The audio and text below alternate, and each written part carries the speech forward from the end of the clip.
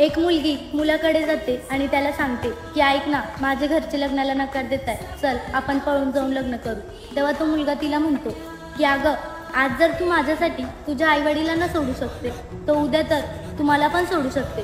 तेव्हा ती मुलगी त्याला म्हणते की तू असं म्हणूच कसं शकतो?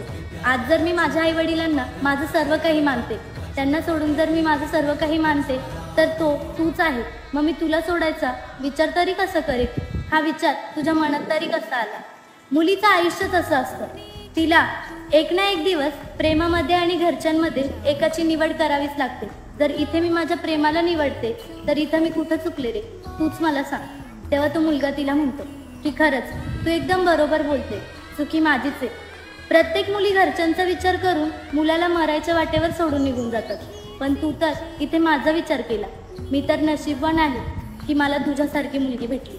अशी मुलगी जर तुमच्या आयुष्यात असेल ना, तर तिला कधीच गमावू नका, कारण प्रत्येक मुलगी प्रेमाला नाही निवडत,